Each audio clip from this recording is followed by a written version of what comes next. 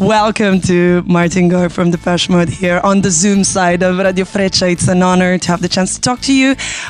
First of all, how are you and how does it feel to be back in Sanremo after 30 years?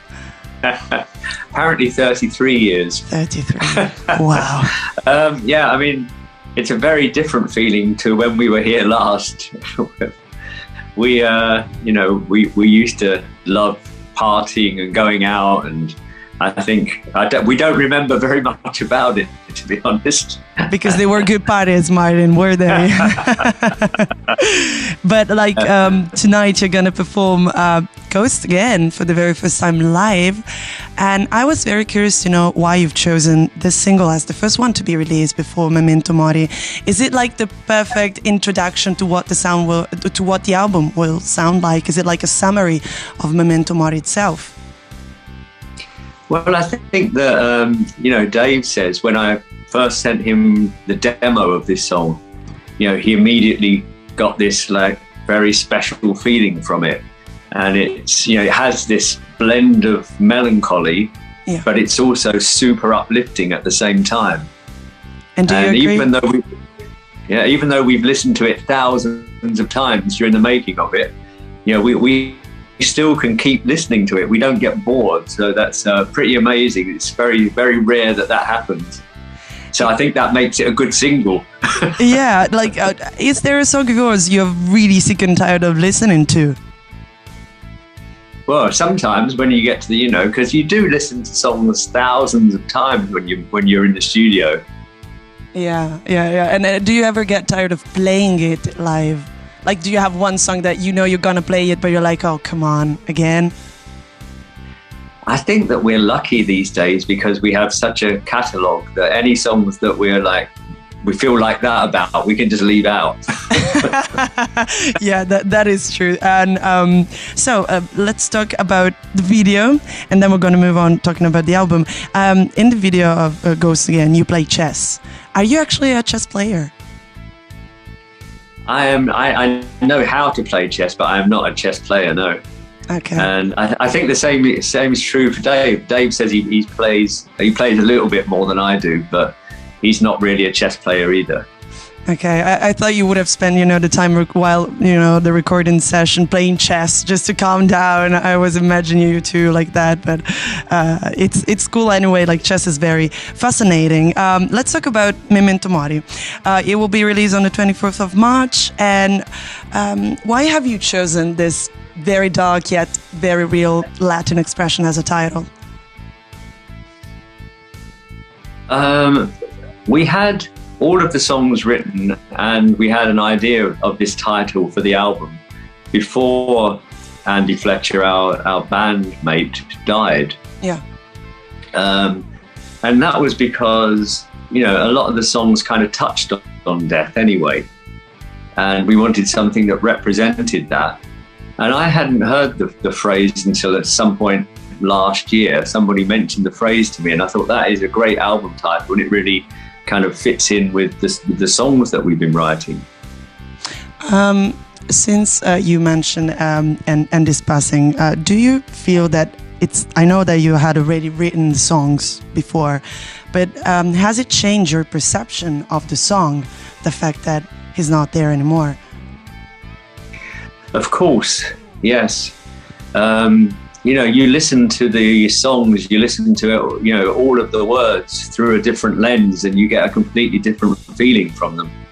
Dave said that when he was recording the vocals for the album, he was like seeing and hearing the songs completely differently to how he heard them when he first got the demos, because Andy was still alive when he got the demos. Yeah. And how has it changed maybe the process of the recording? Like, did you have like a path, the three of you, while recording an album, and then did you have the urge of changing this process since it was just the two of you? Well, we were supposed to start recording with all three of us about 3 weeks after Andy died. Okay. So yeah, I mean, we just had to make a decision whether we were going to continue on or change the the start date or whatever, but we decided that maybe music was the best way to help us get over Andy's death. And had you ever, not just talking about Andy's passing, but also during the pandemic, had you ever thought, like, this is so crazy, the pandemic has changed our lives and our perception of ourselves, to just change your life and not to go back making music and not to go back doing what you were doing and just like drastically change your whole life? The pandemic was certainly weird, and obviously we got used to, I think we got used to, like a lot of people, just being at home. And I think for me it was a bit scary going back out into the big wide world again.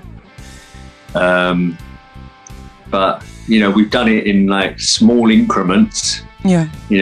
We went to Berlin to announce the tour.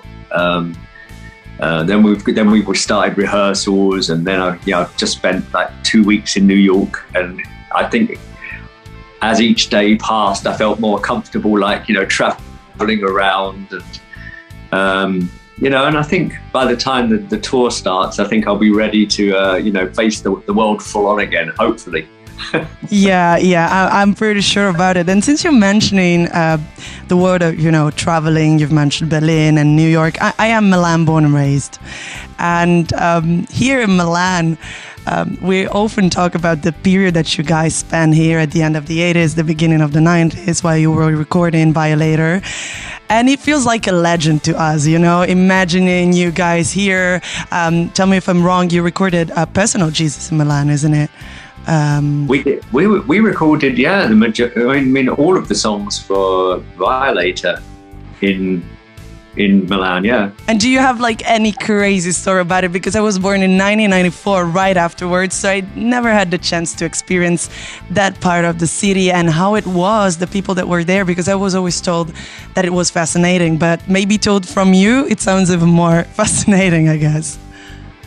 Well, we were, I keep saying this today, but we were, we loved to go out partying, go to clubs, and, so, it was a fun time.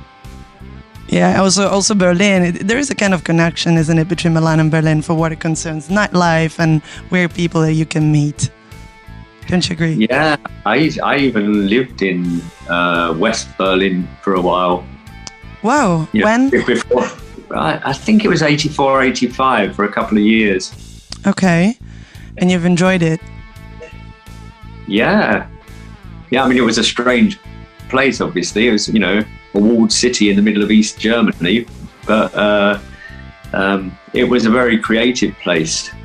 Yeah, people who wanted to avoid being drafted into the German army, Germans obviously, could move to Berlin and they didn't have to go into the army. So a lot of creative people went there.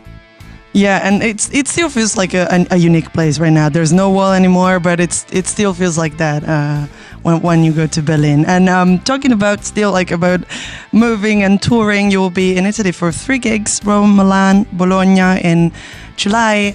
Have you already thought about how it will be like to be back on stage in stadiums and how things will be? I mean, there will be different since there's no Andy anymore and you're back after the pandemic. But have you already imagined yourself there? Well, obviously we've had to think about how we're going to present ourselves because, as you say, Andy won't be there. Yeah. And we've decided to just go out as a 4-piece. Because we think that to get somebody else in, another keyboard player in, it just seems wrong. Yeah. So we're just going out as a 4-piece, and Yeah, it's gonna sound different.